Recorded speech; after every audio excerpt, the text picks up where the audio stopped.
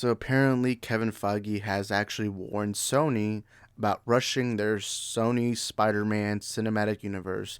Now, you guys know I'm one of my most unpopular opinions out there is that I actually like the Morbius movie. I like Morbius, and I know some of y'all are probably gonna click away, but I'm gonna give you guys my thoughts. But anyways, from what came out recently, I know it took me a while to talk about this, but from what's come out is that Kevin Feige did tell Sony, he's like, "Hey man, you shouldn't be rushing into things. You need to calm down."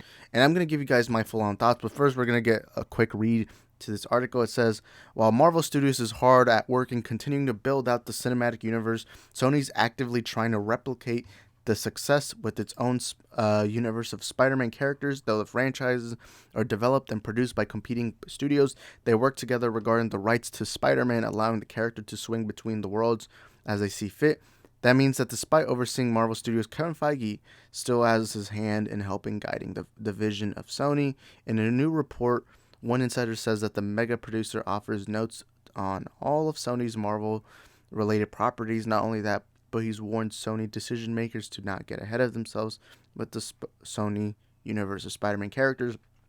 And here comes a quote saying, and yes, Marvel's Kevin Feige does weigh in and offer notes on Sony's Marvel movies that don't feature Spider-Man, D. Ankler recently reported. One insider credits Feige for guiding Sony's approach and warning the studio to not get ahead of themselves in terms of building some larger universe in the vein of the Avengers movies. The same report from Hollywood insider Jeff Snyder also claims Tom Holland has yet to close a deal to return as a web slinger, though it's assumed Sony wants the actor back for a second trilogy. It says here. Okay, so Sony may not have the biggest bench in terms of franchise, but it wisely made a deal with Marvel Studios to get its marquee character Spider-Man into the MCU, which helped make the studio's solo Spidey movies. Crap, it just must see even more. The report continued, and while plans are in motion for another Spidey trilogy starring Tom Holland, I don't believe he has actually signed a deal yet, so those plans remain unofficial for now. That said, I'm sure that more Spidey adventures with Holland are a top priority for Rothman and Co., which is also counting on him as the anchor of its budding Uncharted Universe franchise as well. All right, so we're not going to read more into this. I feel like we've read enough of what's going on, but basically Sony did, I mean, not Sony, of course we all know Sony is planning their own Spider-Man universe so far without Spider-Man. Now, from what we know, of course, we've had the first two Venom movies. There's the first one, then there's Let There Be Carnage, then there's Morbius. Then the next one that's coming out is Kraven the Manhunter, which should be coming out next year.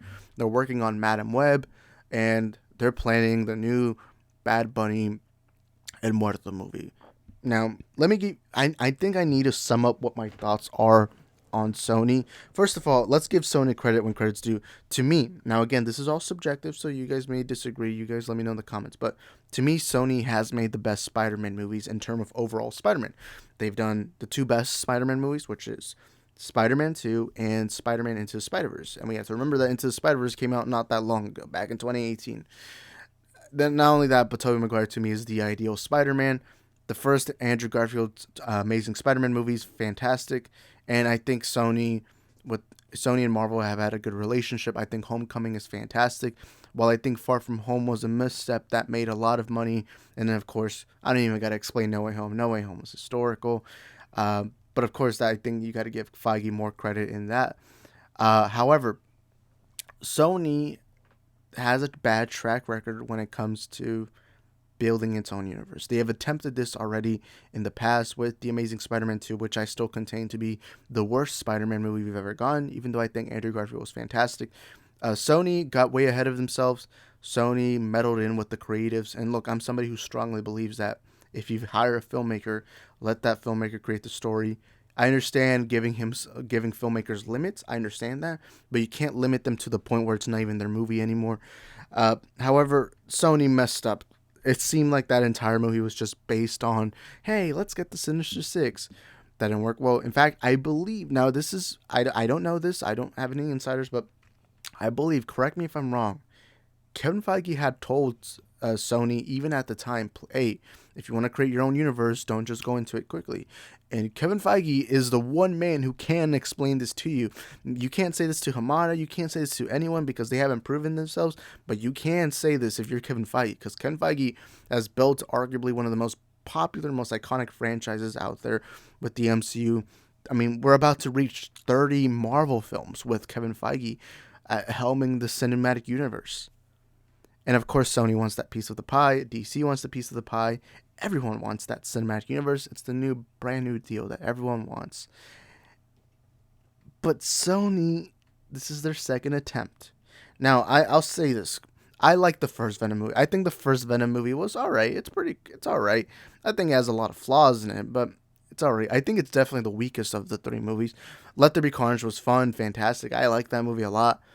Morbius surprised me. I didn't go into it with any expectations, but I came out excited. I enjoyed it. Of course, I'm not the general audience. I'm not the public.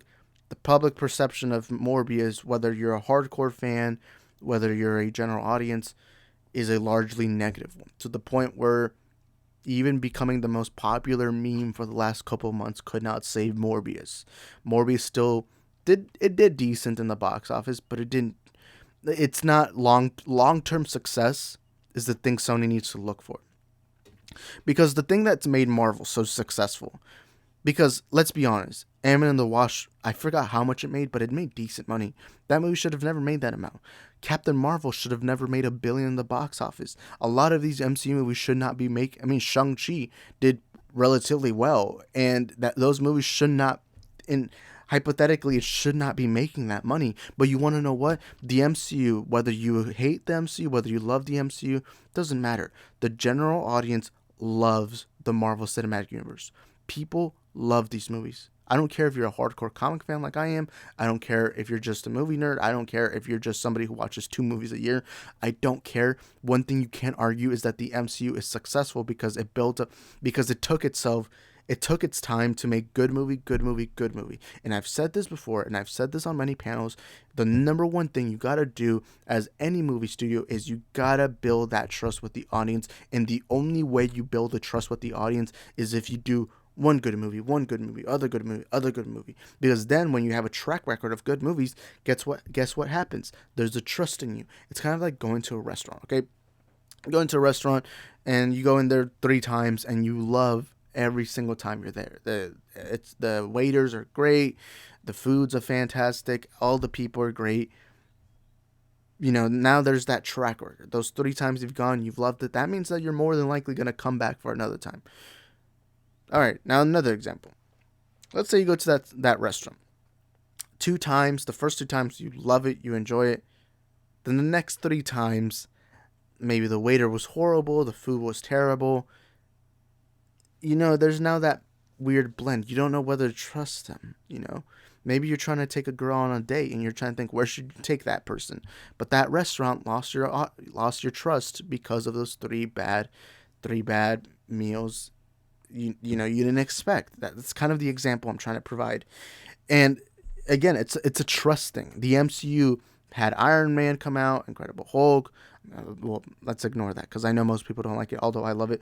Thor came out, Captain America. Then it built up to Avengers. Then after that, they kept getting trust, to the point where now MCU fans will literally watch anything given to them because that trust was there. Sony doesn't have that yet. I think they did pretty well with the first 2 Venom movies because those are largely liked by most people, at least that I know of. And so I think Sony was doing a decent job. But with Morbius now out, Morbius was basically mocked and laughed at. But now we have to question Craven, Madam Web, all these. But one problem that I noticed in Morbius is it seemed like they were so scared to release the original cuts. It seemed like Sony was afraid to give Daniel Espinosa the version of the movie he wanted. That's what it felt like. Even though I liked the movie, that's kind of what it felt like. And then the post credit, those have to be one of the worst post credits I've ever seen in my life. But it seemed like they were quickly like, oh crap, we want to build that universe, we want to build it, and they haven't even told us which. Like now they're trying to. I mean, Let There Be Carnage. Let's not deny it. That post credit meant nothing by the time we got to No Way Home. It meant nothing. All it was a quick little, hey everyone, Spider-Man Venom, yay, that gets you hyped. And then we didn't get that. Or we'll probably get that later on. But it didn't, you know, it's kind of like they misinterpreted it. And that's what Sony needs to do. Sony needs to stop worrying about the cinematic universe. I mean, yeah, you can have that in the back of your mind. Maybe be like, hey, we want this movie, we want that movie. But just wait. Let the audience get the movie first, and then you can build on, build on, build on, build on. And your movie should not be, because that's actually my one worry with Madam Web. My worry with Madam Web is it seems too much like that movie's going to be mainly just to show you the Spideyverse, show you this, show you that. That's kind of what it feels like.